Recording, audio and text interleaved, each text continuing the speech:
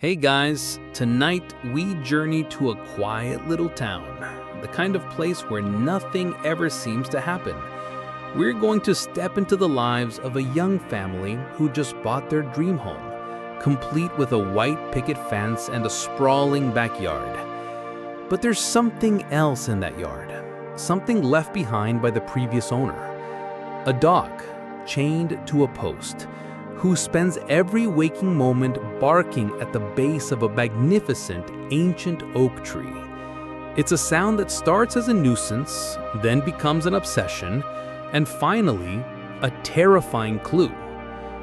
This is a story about how the most innocent of creatures can sometimes point us toward the deepest of evils. So you probably shouldn't be listening to this alone.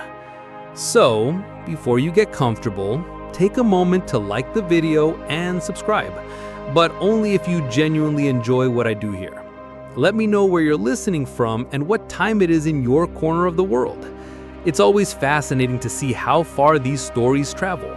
Now, dim the lights, maybe turn on a fan for that soft background hum, and let's ease into tonight's journey together.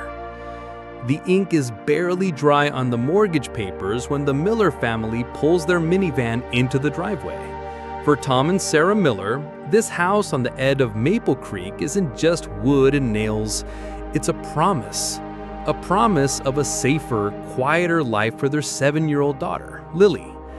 The house is a classic 2-story colonial, maybe a little worn around the edges, but solid. The real prize, though, is the backyard. It's a vast expanse of green, dominated by a single colossal oak tree that looks as old as the town itself. It's on their first walkthrough as official owners that they find the dog. He's a scruffy-looking shepherd mix, tethered by a heavy chain to a steel post sunk deep into the ground. He watches them approach, not with aggression, but with a weary, almost mournful intelligence in his amber eyes. There's a note tacked to the post, written in a shaky, spidery script. His name is Buster. I can't take him. Please be kind. That's it. Just a name and a plea. The real estate agent had mentioned the previous owner, Arthur Finch, was an eccentric recluse who left in a hurry. Headed south, the agent had said with a shrug. Didn't want any fuss. Leaving his dog chained in the yard certainly qualifies as no fuss. This abandonment of an animal is a misdemeanor in most states, but more importantly for the Millers, it presents a dilemma. They now have what's known in some legal circles as adverse possession of the animal. By taking control of the property, they've inherited the responsibility for Buster. They can't just turn him loose, they can't ignore him. So they decide, in a moment of compassion, to make him part of their new beginning. For the first few days, Buster is the perfect dog. Quiet, gentle with Lily, grateful for the food and fresh water. But then it starts. It begins as a low woof in the dead of night, then a series of sharp, insistent barks. By the end of the week, it's a constant, frantic tirade directed at one very specific spot, the gnarled, mossy base of the ancient oak tree. It's not a normal bark. It's rhythmic, desperate. Tom tries everything. He buys the most expensive food in the store.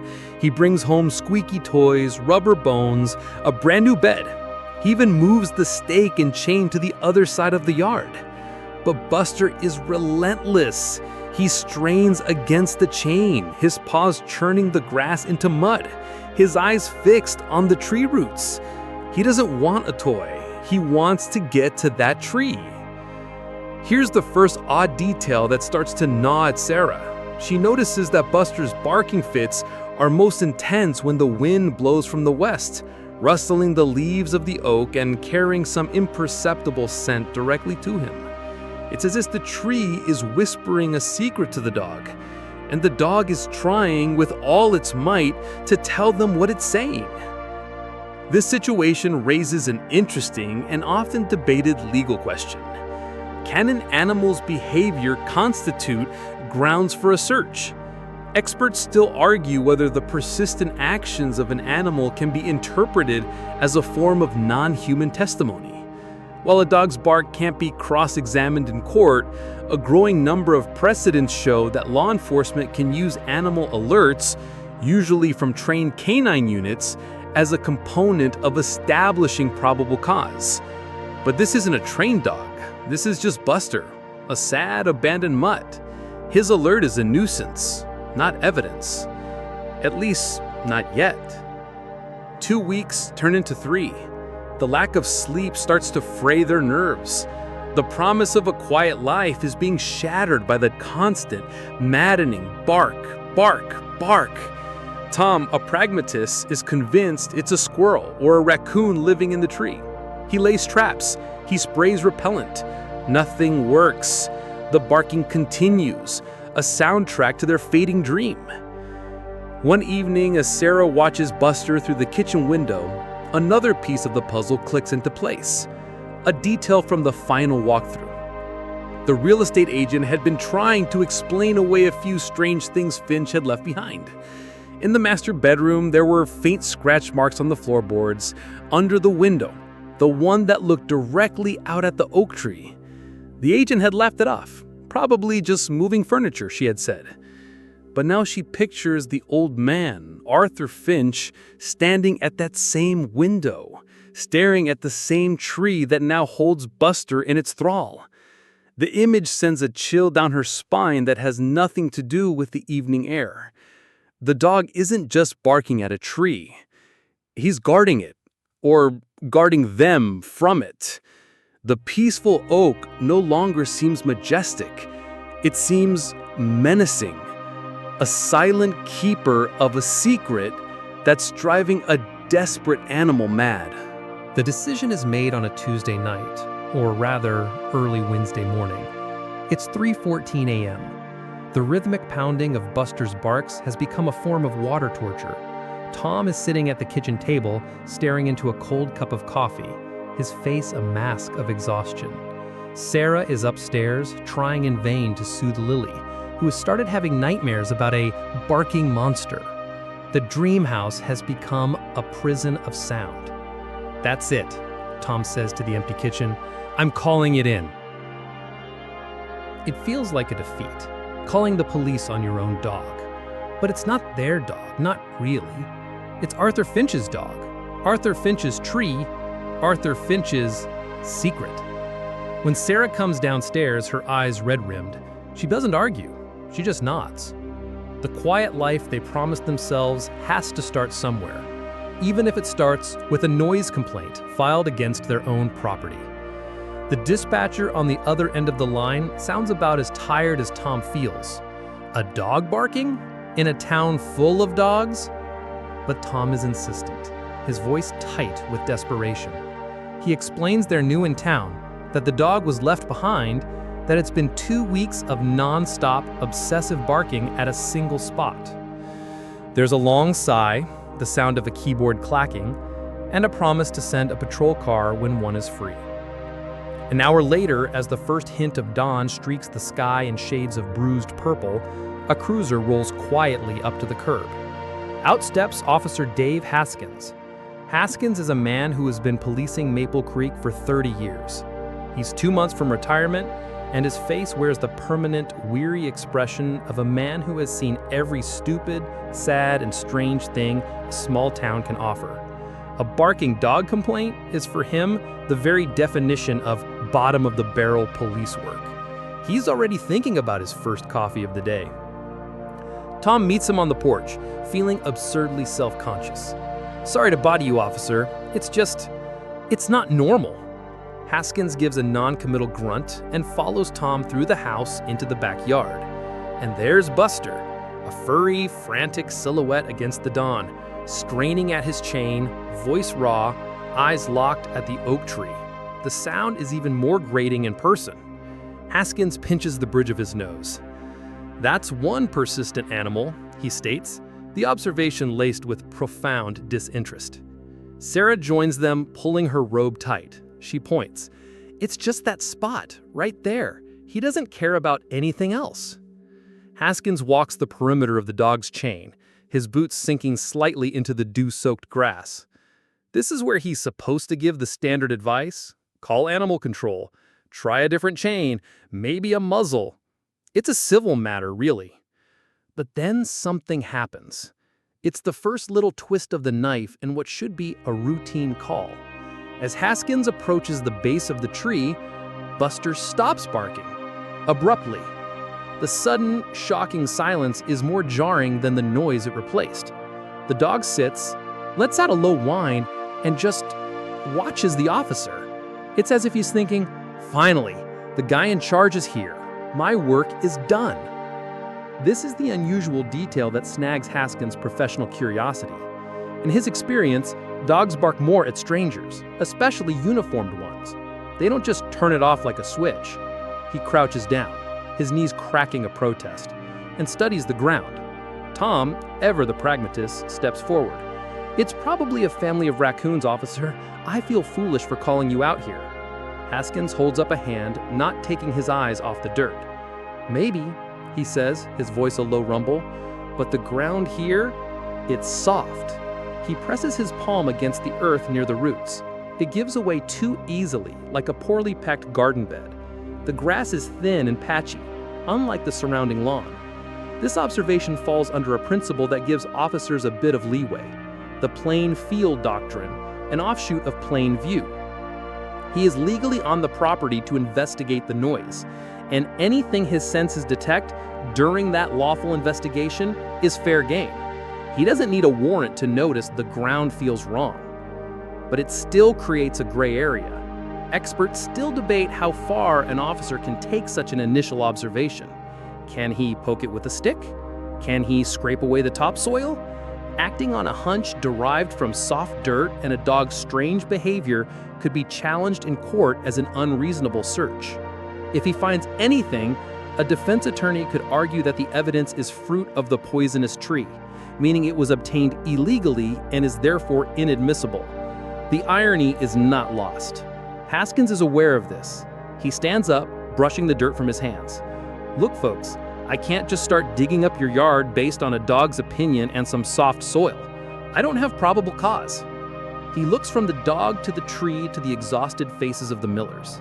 He sees their daughter's small face peeking out from behind a curtain in an upstairs window. He's 2 months from retirement. He could walk away, file the report, and grab that coffee. It's the smart move. But 30 years on the job leaves a residue of instinct. He glances back at the scratch marks Sarah had mentioned visible on the floor of the master bedroom from this angle. He sees the dog, now lying down, but with its head on its paws, still staring intently at the spot. It's a complete picture, a silent story, and it doesn't feel right. He sighs, a sigh of resignation. "All right," he says, pulling a small but sturdy evidence-marking flag from his belt, a thin metal spike with a bright orange flag. "It's not a shovel, but it'll do. I'm not digging, I'm just probing."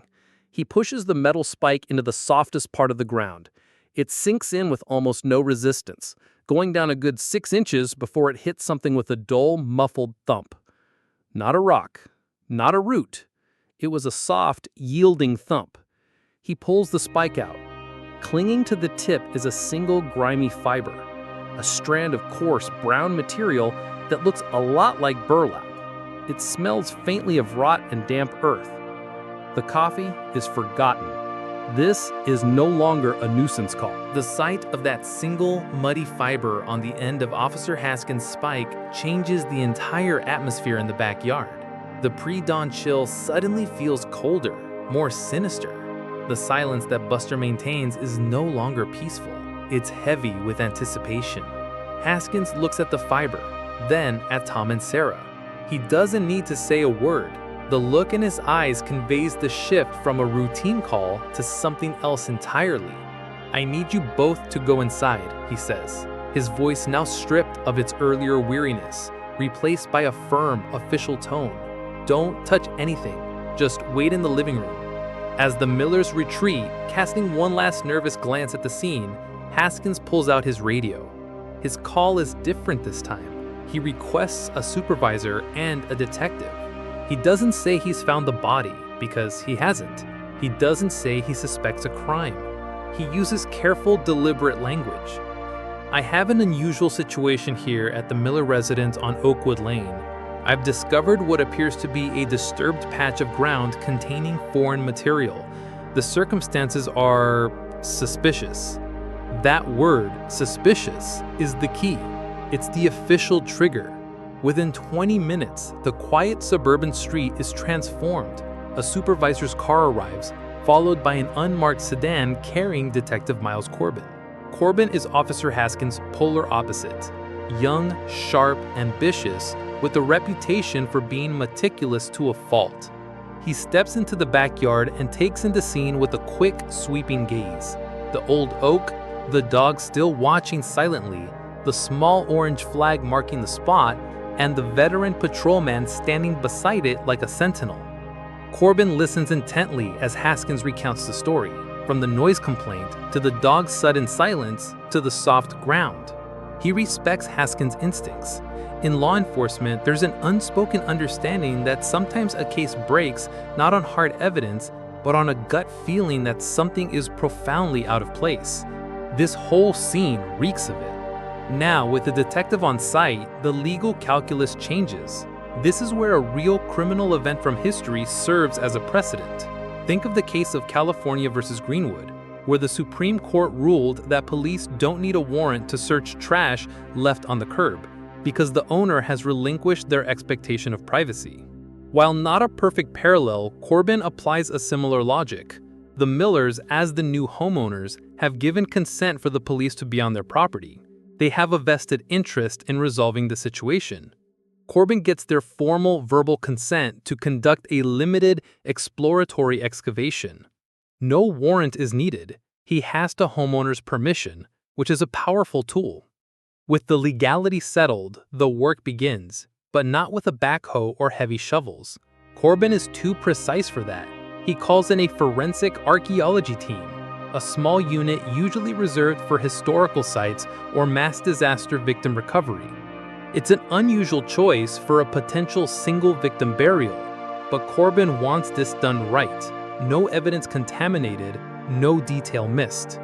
2 technicians arrive and set up a small grid around the flagged spot, just like an archaeological dig. They use trowels and brushes, slowly and carefully scraping away the soft earth layer by layer. Tom and Sarah watch through the window, a knot of dread tightening in their stomachs. Lily is in her room, distracted with cartoons, blissfully unaware of the grim theater unfolding in her new backyard. The first discovery is the burlap Haskins' spike had snagged. It's a large, rotting sack buried about a foot down.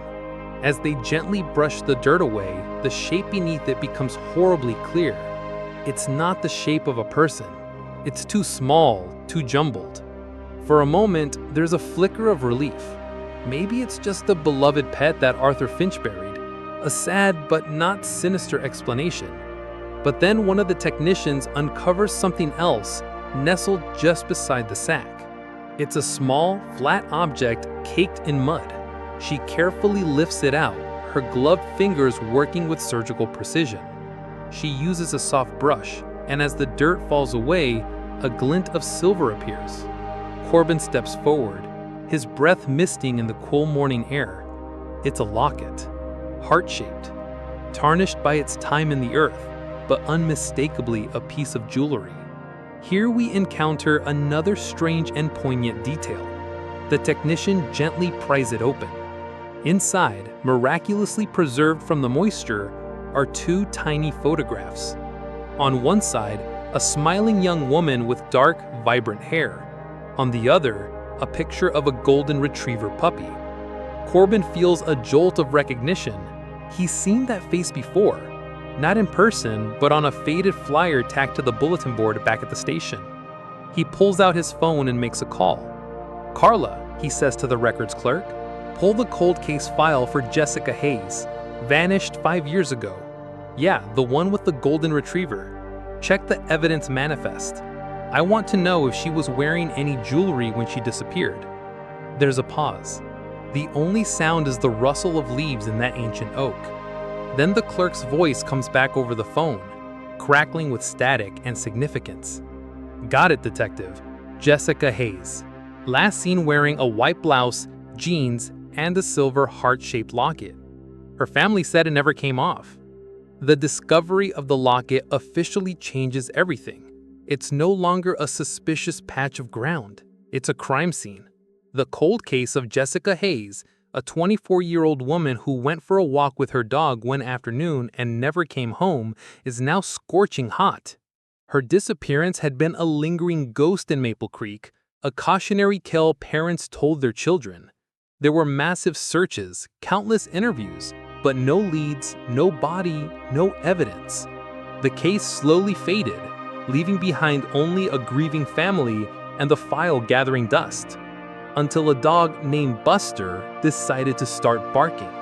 The question that hangs in the air, a subject of endless debate among criminologists, is about the killer's psychology. Why bury the incriminating evidence, the burlap sack that they now suspect holds Jessica's personal effects, but leave the locket? Was it a mistake, dropped in haste? Or was it a deliberate, deeply twisted act? Some experts would argue it was a form of staging, a subconscious desire by the killer to have their crime discovered, a way of leaving a signature. Others maintain it's simply a blunder born of panic. The truth is often impossible to know, but the presence of that locket feels less like an accident and more like a tombstone, a final, defiant marker left by the one person who knew what happened under the shade of that ancient oak tree. The discovery of Jessica Hayes' locket sends a shockwave through the Maple Creek Police Department. A 5-year-old cold case has just exploded into a high-priority homicide investigation, and the epicenter is the Miller family's backyard. The small, careful dig blossoms into a full-scale forensic excavation. The yard is cordoned off with yellow tape, a mobile command unit is parked at the curb, and the quiet suburban street now hums with the low thrum of official activity. For Tom and Sarah, their home has become a fishbowl, their dream of a peaceful life shattered in the most public and unsettling way possible. Detective Corbin's focus immediately pivots from the ground to the past. The key is the previous homeowner, Arthur Finch. Who was this eccentric recluse who left in such a hurry, abandoning his dog and quite possibly a murder victim's personal effects? The man the real estate agent described as harmless and quiet is now the primary and only suspect. The first step is to build a profile, but it's like trying to grasp smoke. Finch paid for the house in cash 20 years ago. He had no mortgage, no credit cards, no social media presence. He worked odd jobs for cash, mostly landscaping and handyman work, always keeping to himself. His neighbors describe him as a shadow. They saw him coming and going, but no one really knew him. He was just the quiet man in the house with the big oak tree. This lack of a digital or financial footprint is a classic example of what investigators call living off the grid. In the modern world, it's an incredibly difficult feat, and it's almost always a deliberate choice. It's also a massive red flag. Corbin starts with what he knows. Finch sold his house through a cut-rate real estate agency, signed the papers with a notary in a neighboring state, and vanished. The address he provided for forwarding mail was a P.O. box that was closed a week after the sale. The phone number he gave was a burner phone that's now disconnected. Arthur Finch didn't just move, he executed a planned disappearance. The investigation into Jessica Hayes' last known day is re-examined through this new lens.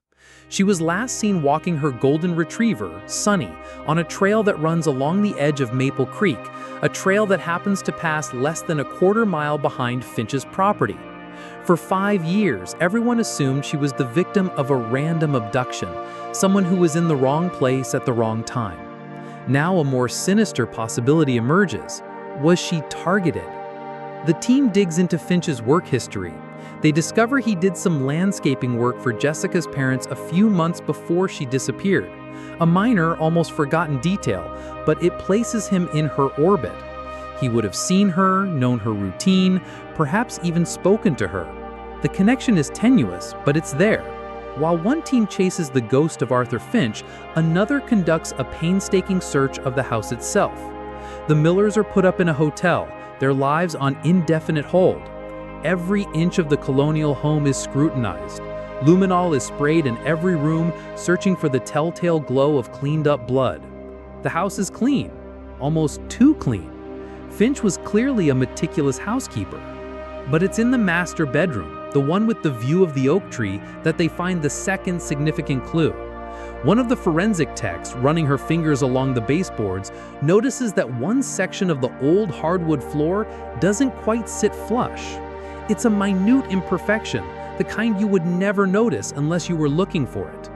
This is where we see an odd detail that speaks to a killer's paranoia. Using a pry bar, the tech lifts the floorboards to reveal a small hidden compartment, no bigger than a shoebox. It's empty, but the bottom of the compartment is lined with felt, and in that felt are several distinct indentations, as if objects were stored there for a very long time. This discovery brings up a fascinating legal debate surrounding the concept of spoliation of evidence. This is the intentional or negligent withholding, hiding, altering, or destroying evidence relevant to a legal proceeding. Finch didn't destroy evidence, he removed it. But the act of creating a secret compartment and then emptying it before he fled strongly implies that whatever was in there was incriminating. A prosecutor could argue that Finch's actions demonstrate a consciousness of guilt. It's circumstantial, of course. A defense attorney could counter that he was just hiding valuables from burglars. But combined with his sudden disappearance and the discovery in the yard, the empty compartment tells a story all its own. Corbin brings in the forensic team to analyze the indentations in the felt. They create casts, run them through databases. Most are unidentifiable, just lumpy, vague shapes. But one is clear. It's the perfect outline of a Zippo-style lighter. This detail is cross-referenced with the original witness statements from Jessica Hayes' disappearance. Her best friend had told police that Jessica was a casual smoker, a habit she hid from her parents, and that she carried a very specific lighter, a silver Zippo with a small engraved daisy on it, a gift from her grandmother. It was one of her most treasured possessions. Suddenly, the empty hole in the floor feels like it's screaming. Corbin now has two pieces of Jessica's personal property connected to this house and the man who lived in it. A locket buried by the tree, and the ghost of a lighter hidden in a secret compartment. The search for Finch becomes frantic. An all-points bulletin is issued. His face, pulled from an old DMV photo, is flashed on the news. He's now the most wanted man in the state. They traced the notary he used for the house sale. She remembers him clearly. She seemed anxious, she tells Corbin. He paid in cash and wore a baseball cap pulled down low. He had a bandage on his right hand, a big one. A bandage. This is the first hint of a physical struggle, a possible injury sustained during an altercation. The pieces are falling into place, but they still form an incomplete picture. They have motive, perhaps obsession, and opportunity. They have physical evidence linking the victim to the property, but they don't have a body. The burlap sack, when fully excavated, contained only Jessica's clothes and her wallet, no human remains. And they don't have their suspect. Arthur Finch has vanished, leaving behind only a dog, a house full of secrets, and the lingering question, where did he go? The answer they suspect will lead them to the final, grim truth of what happened to Jessica Hayes. The investigation now operates on two parallel tracks: the hunt for Arthur Finch, who has proven to be an expert at being invisible, and a deeper dive into the life he abandoned. Detective Corbin believes that if you can't find the man, the next best thing is to understand him. He hopes that within the sterile, meticulously clean house, Finch left behind some fragment of his personality, some psychological breadcrumb that will lead them to his current location, or at the very least to a confession written in lifestyle choices. The forensic team continues its methodical search, but the house remains stubbornly silent. It's a home that was lived in for 20 years but holds no personality, no photographs, no letters, no dusty trinkets on a shelf. It's as if Finch was merely a groundskeeper for the property, not its inhabitant. This level of personal erasure is, in itself, a psychological profile. It speaks to a man who is deeply private or pathologically detached from his own identity. The breakthrough comes from an unexpected place, the attic. It's the one area of the house that isn't spotless. It's dusty, cluttered with old newspapers, broken furniture, and boxes of seasonal decorations that seem to have been bought but never used. Tucked away in a dark corner beneath a pile of yellowed insulation, a junior officer finds a small wooden footlocker. It's not locked. Inside are not weapons or trophies, but something far more chilling to an investigator: a life's worth of obsession. The footlocker contains a collection of spiral-bound notebooks, dozens of them. They are Arthur Finch's journals, dating back nearly 10 years. His handwriting is small, cramped, and precise. At first, the entries are mundane, detailing his landscaping jobs, the weather, observations about birds. But Corbin, reading through them with a growing sense of dread, notices a shift in the tone about 5.5 years ago. The entries become fixated on a single subject: Jessica Hayes. It begins innocently enough. He mentions the nice young woman at the house where he's doing some yard work. Then he starts describing her smile, the way she hums to herself while gardening. Soon, the observations become more frequent, more detailed. He starts timing her daily walks with her dog. He notes what she's wearing. He describes her car. It's a classic case of hero worship turning into stalking, all documented in his own meticulous hand. This is a rare and invaluable find. It's one thing to suspect the motive, it's another to have the suspect spell it out for you. This is where a specific legal precedent becomes critically important. The journals represent a direct confession of stalking, a crime in itself. Under the hearsay rule, out-of-court statements are typically inadmissible as evidence. However, there's a major exception: a statement made by a defendant that goes against their own interest. Finch's journals are a textbook example of a statement against interest. They are a voluntary, detailed account of his criminal obsession. A prosecutor would have no trouble getting these admitted into evidence. Then Corbin finds the entry for the day Jessica disappeared. It's short, cryptic, and terrifying. "She saw me watching. She wasn't supposed to. The dog barked. It was an accident.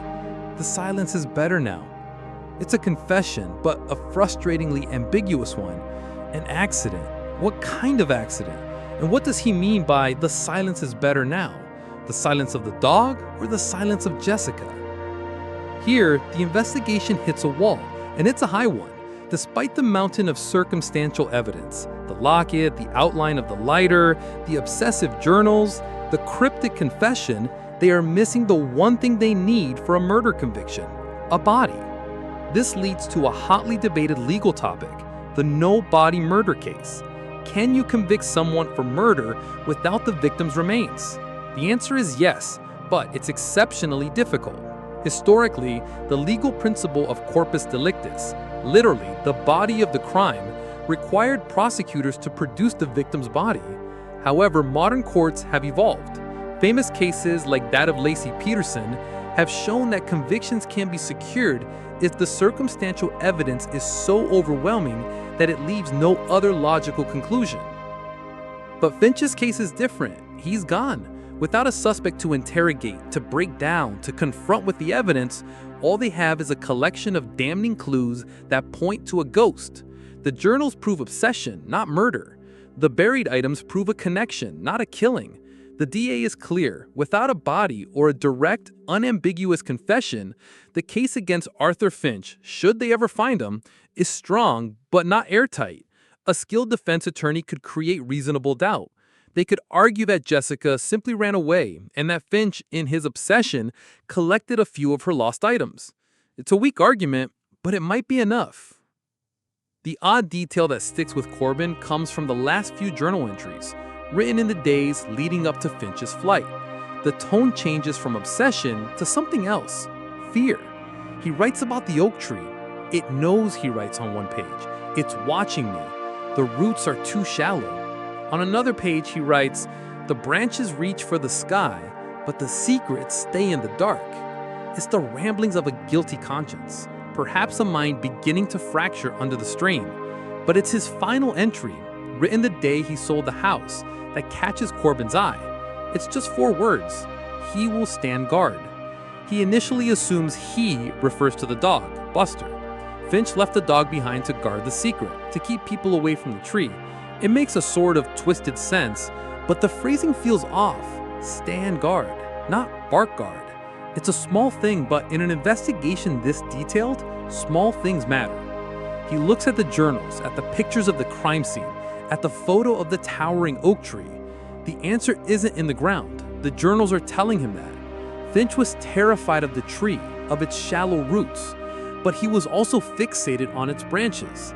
Maybe they've all been looking in the wrong place. The investigation feels like it's stalled. The hunt for Arthur Finch has gone cold. He has successfully evaporated into the vast anonymity of the country. The forensic team has packed up, the yellow tape is gone, and the Miller family has been allowed back into their home, though it no longer feels like one. It feels like a museum of someone else's nightmare. The house is clean, but the memory of the investigation lingers in every room. Buster is still with them, now a quiet, melancholy presence, his frantic barking replaced by a solemn, watchful silence. He still spends his days near the oak tree, but now he just lies in the grass, as if waiting. Detective Corbin is stuck. He keeps coming back to Finch's journals, to those last strange entries about the oak tree. The branches reach for the sky, but the secrets stay in the dark.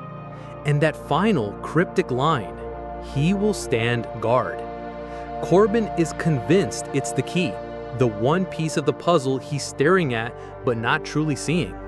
He's reviewed every report, every photograph, every piece of evidence. He's looked down at the ground for the entire investigation. Maybe it's time to look up. He makes another trip out to the Miller house. Tom and Sarah greet him with a wary resignation. They've become accustomed to the presence of law enforcement. Corbin doesn't have a warrant for a new search, but he doesn't need one. He has a relationship with the homeowners, built on a shared, surreal experience. "I just need to look at the tree again," he says. He stands in the backyard, staring up at the colossal oak. It's a magnificent specimen, at least a century old, with a canopy that spreads over half the yard. Its branches are thick as pythons, gnarled and twisted with age. He circles it slowly, his eyes scanning every inch of the trunk and the limbs above. He's not sure what he's looking for. A hollow? A mark? A sign? This is where the first ironic twist comes into play. For weeks, the best minds in the department have been using cutting-edge forensic technology, and the answer has been hanging, quite literally, over their heads. Corbin, in a moment of frustration, kicks lightly at the base of the trunk. It's a pointless gesture, born of a case going nowhere. But when his boot connects, a small shower of bark flakes and dried moss rains down. And with it, something else. A small metallic object falls into the grass at his feet. It's an old, rusted nail. Corbin crouches down, his heart starting to pound a little faster. He looks up from where the nail fell. About 20 feet up the trunk, half hidden by a knot in the bark, is another nail, and another one a few feet above that. They are old, weathered, and driven deep into the trunk, forming a crude ladder. They are almost perfectly camouflaged, placed along the natural fissures in the bark. You would never see them unless you were standing right at the base of the tree, looking straight up. The discovery of climbing spikes or nails in a tree on a suspected burial site is a known indicator in certain types of forensic investigations, particularly those involving clandestine activities in rural areas. It's a real, documented criminal practice. Killers have used trees to hide evidence, weapons, or even to serve as vantage points. The presence of these nails turns the tree from a piece of scenery into a piece of evidence. Corbin calls for a fire truck, not for a fire, but for its ladder. He's not letting anyone else climb this tree. Within the hour, the ladder is extended, its tip resting securely on the thick branch high above. Corbin ascends, his gaze fixed on the trunk. As he gets higher, he sees more signs of Finch's secret activity. There are faint scuff marks on the bark, places where a rope might have been tied. He stops at a spot about 30 feet up where a massive branch splits from the main trunk, creating a wide, deep hollow. It's a natural cavity, the kind that often forms in ancient trees. It's dark inside, filled with a thick bed of rotted leaves and decomposing wood. It smells of damp earth and decay. Corbin shines his flashlight into the hollow. At first, he sees nothing. But as his eyes adjust, he sees it. A shape. Something pale, nestled deep in the pulpy, rotten wood. This is the second and truly odd detail. It's not a weapon. It's not another piece of jewelry. It's a bone. A large one. He carefully reaches in with a gloved hand and pulls it out. It's a human femur. And then another bone. And another. A rib cage, vertebrae, a skull. Arthur Finch didn't bury Jessica Hayes in the ground.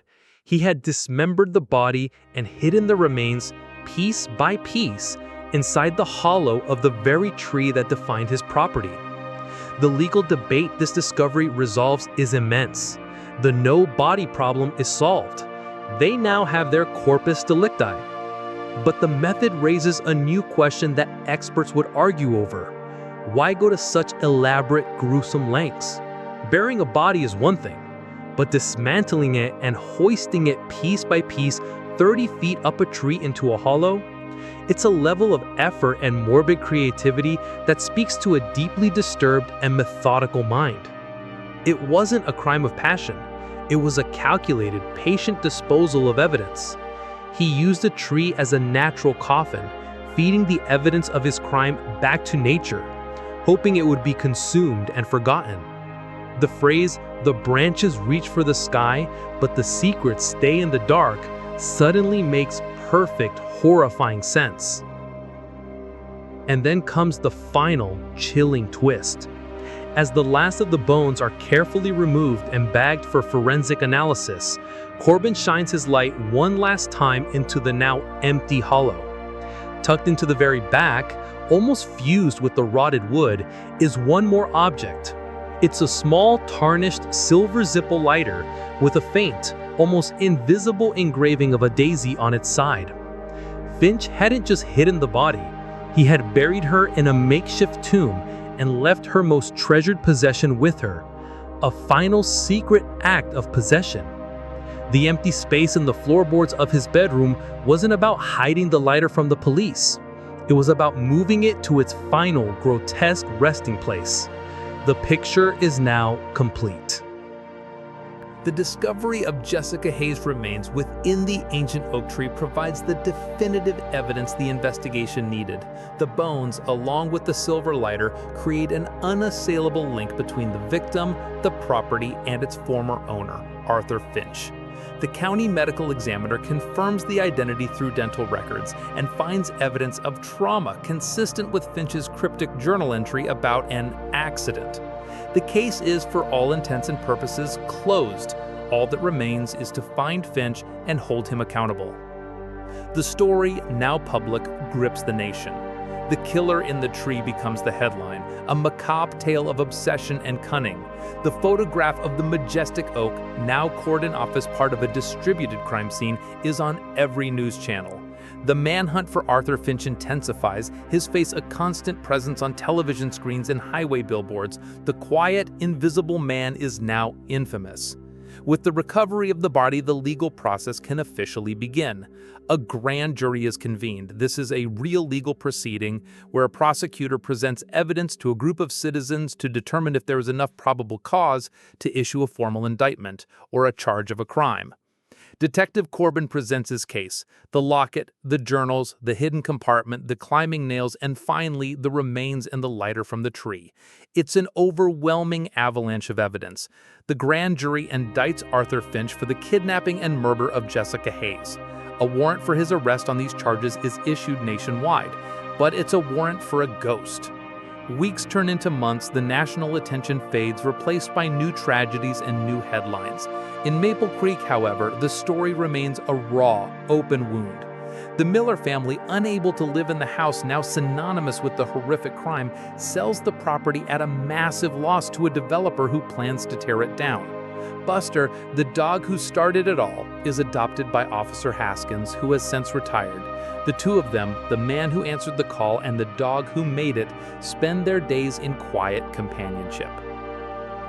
Then, 6 months after the discovery in the tree, a call comes in from a small, dusty town on the Arizona-Mexico border. A clerk at a roadside motel, an avid true crime podcast listener, recognized a new guest from the wanted posters she had seen online. He was a quiet, elderly man who paid in cash and kept to himself. He had registered under a false name, but his face was unmistakable. It was Arthur Finch. A team of U.S. Marshals assembles to apprehend him. They expect a confrontation, a desperate last stand from a man with nothing left to lose. But there is no standoff. They find Arthur Finch not in his motel room, but in his parked car in the back of the lot.